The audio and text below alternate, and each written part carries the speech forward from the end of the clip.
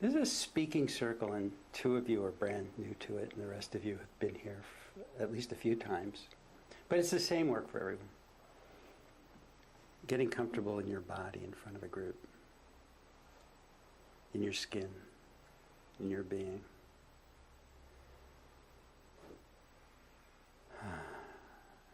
And as you brought up, one-on-one, no problem. Suddenly there's other people, the dynamic changes because we're conscious of other people. What we've discovered in this work is that if we practice being with one person at a time exactly the way you are one-on-one, you can turn public speaking into a series of private one-on-ones. It's a way of using your eyes that allows you to be totally with this person. We practice being in relational presence, which is the state that we're practicing here.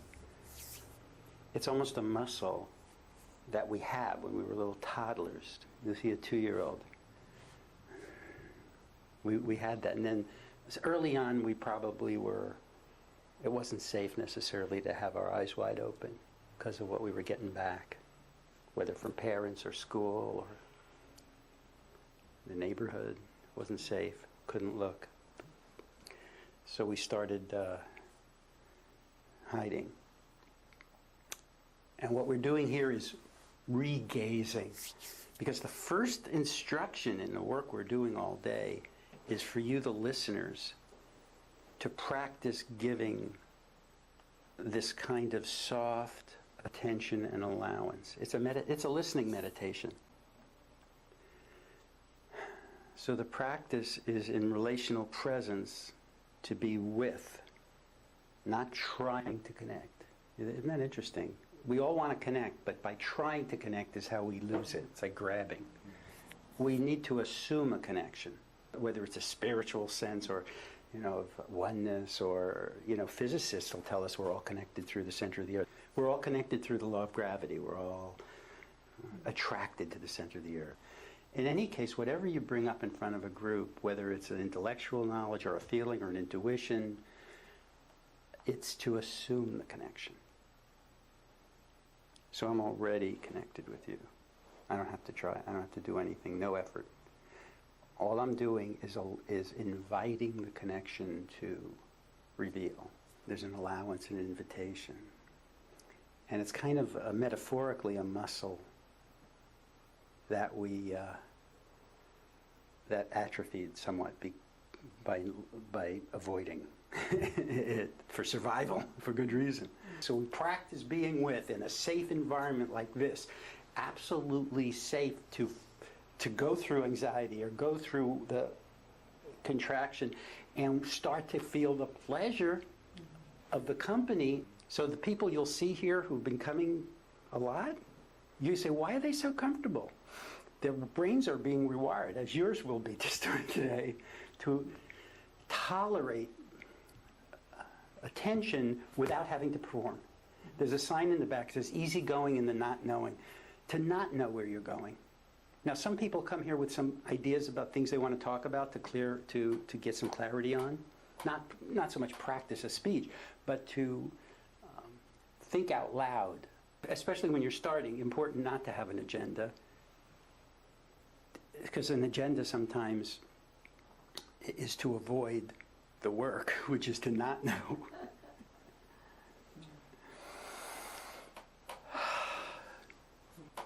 Any questions so far, especially from the new folks?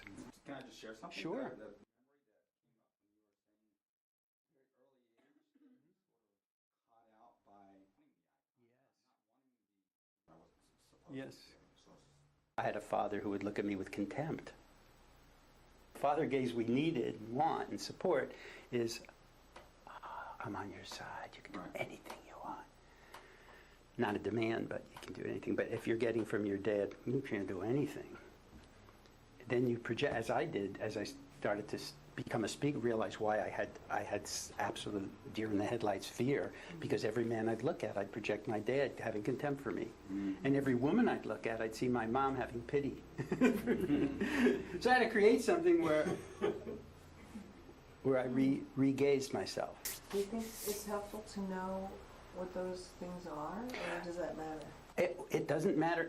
What matters is when you're up here in that exploring, those stories may come back, and telling those stories, the memories that come, is very healing. We don't try to, you can't force it. Yeah. Right.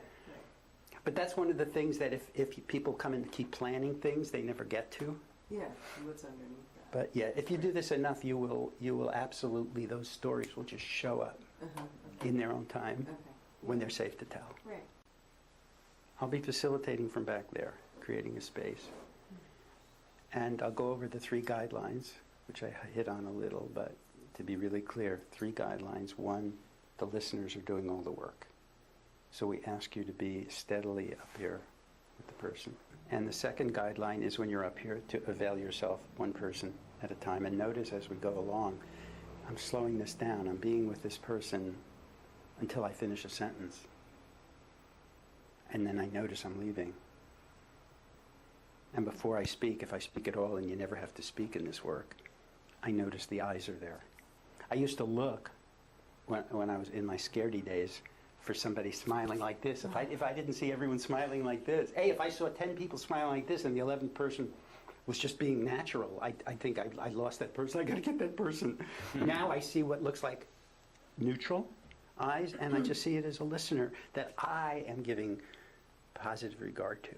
I am regarding you rather than looking for you to give me anything. We're detaching from any need, because if you are attached to how they respond, you'll never have a moment of peace in front of a group. Because when groups are really entranced, they don't look like you think they would. They're kind of, inside they're processing, they're saying, oh, they're getting, but outside their faces may look, but they're having the best time in their lives.